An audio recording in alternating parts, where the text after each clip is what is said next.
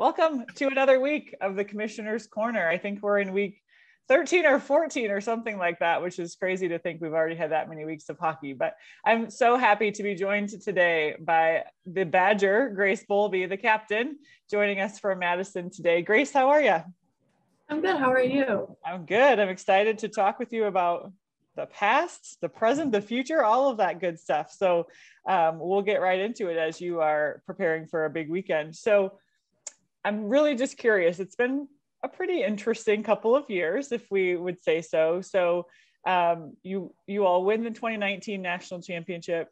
You're set to host the first round of the quarterfinals and preparing to defend your championship when COVID shuts everything down and there we sit. So let's go all the way back to that and just talk to me about those moments. What was that like for you and your teammates to have everything sort of shut off like that? Yeah, so we were about to enter the tournament. I know Clarkson had actually just flown in to Madison to play us the next day. And there was kind of chitter chatter, kind of a week and a half leading up to our games that like COVID's getting kind of serious and all this stuff, but we didn't know.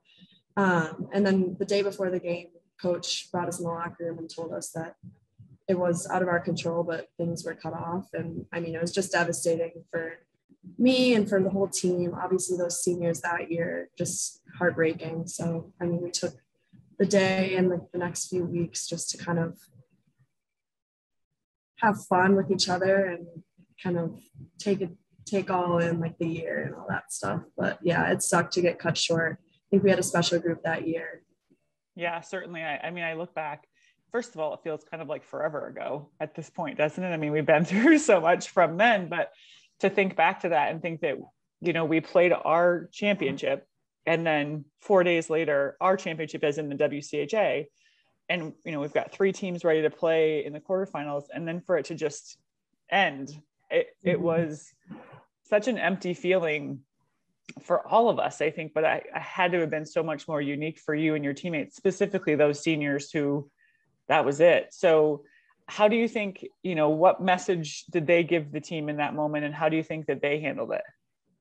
Yeah, I think they handled it awesome. I mean, obviously they were all devastated. We were devastated for them. I mean, it all sucked for all of us, but especially that class. And I think all the underclassmen and all the grades underneath them knew that.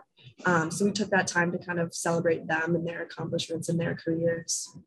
Yeah, that's awesome.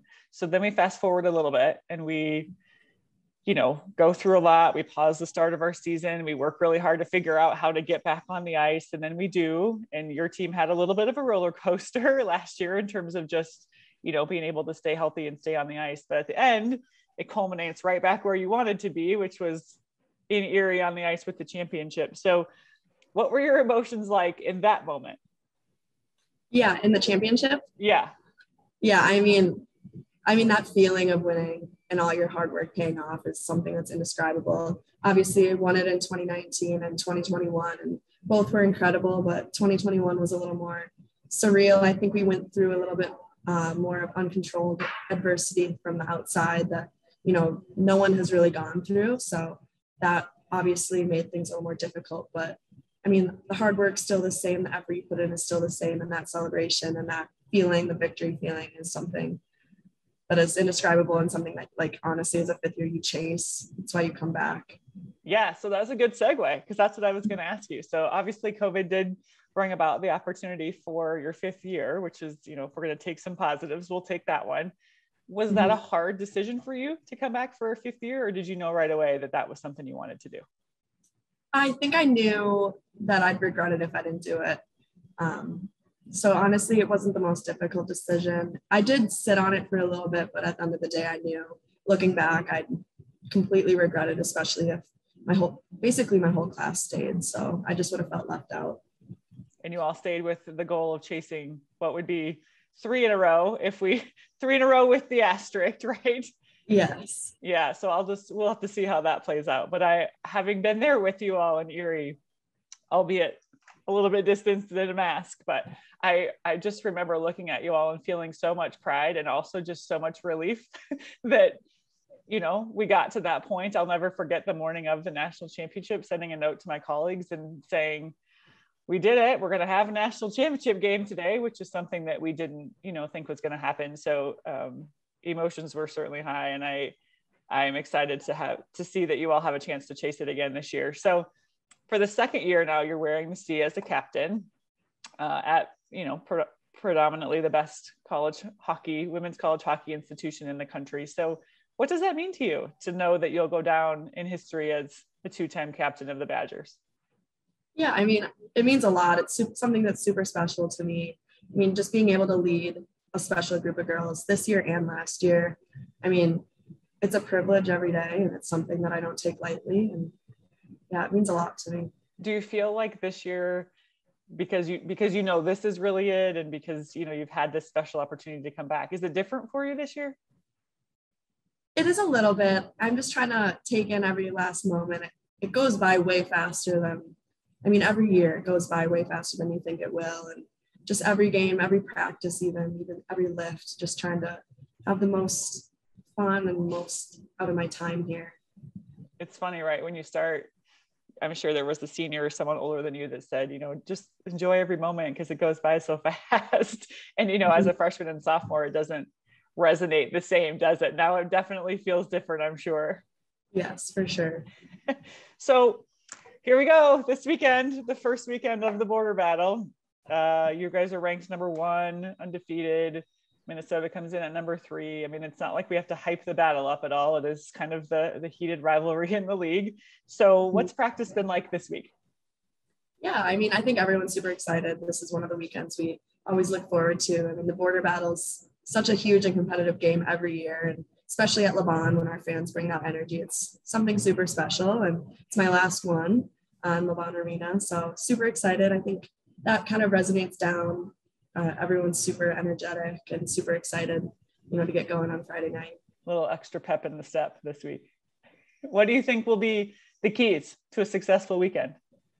Yeah, I think just sticking to the way we play and moving the puck.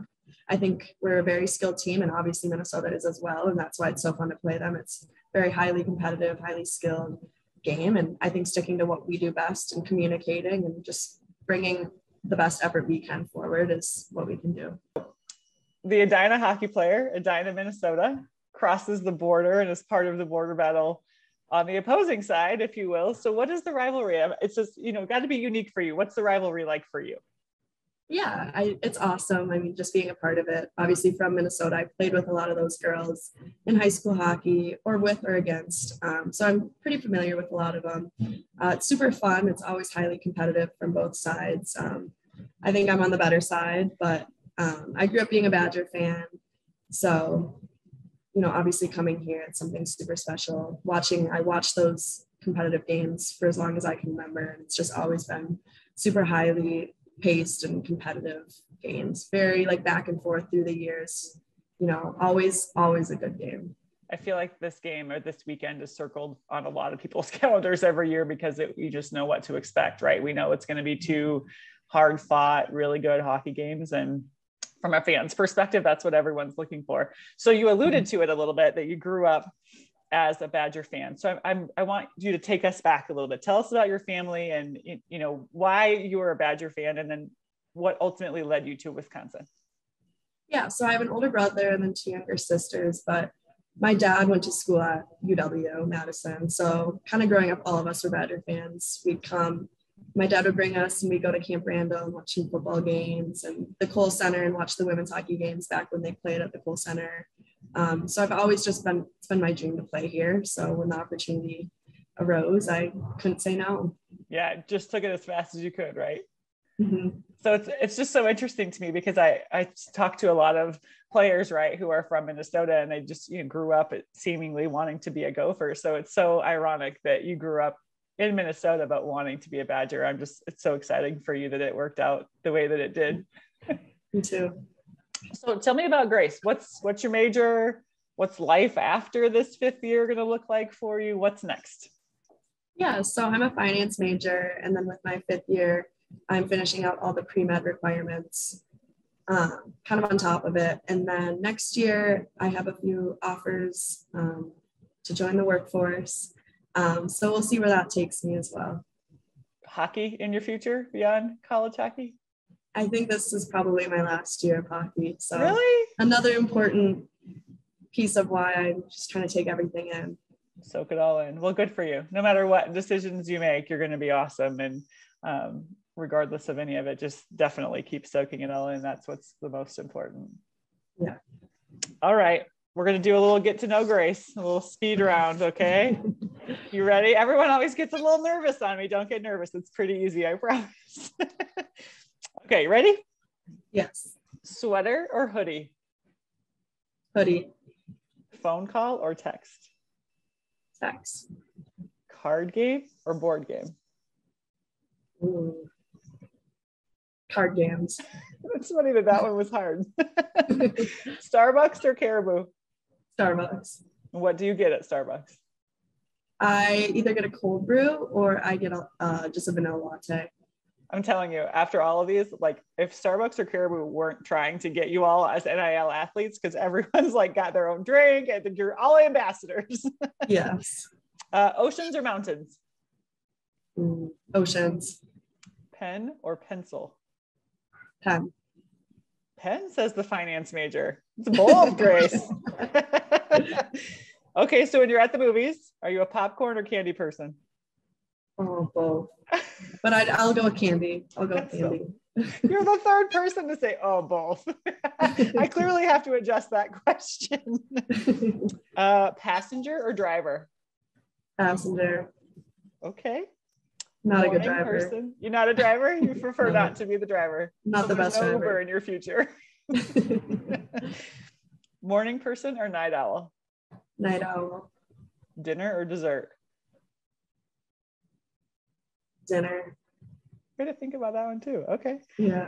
Road trip or plane trip? Plane trip. And where would you go? Ooh, I do like the beach and the oceans. That'd probably be one of the coasts or an island somewhere. Yeah, I like it. I'll jump in your luggage. How's that sound? Dogs or cats? Dogs. Netflix or Hulu? Hulu. Dine in or delivery? Delivery. Okay, last one. What is one word that you would use to describe yourself as a hockey player? Competitive. I like it. Competitive. Competitive Grace and her Badger teammates are back at Le Bon this weekend for the border battle. Number 1, Wisconsin, number 3, Minnesota, Friday night and Saturday afternoon. Grace, it was awesome to have you. Thanks so much for joining me. Thank you. All 8 WCHA teams are in action this weekend against each other. It's a full league weekend, which means all games can be found on the Big Ten Network streaming package of B1G Plus. And for all of your WCHA information, make sure you're following us on our social channels or checking out the website at www.wcha.com.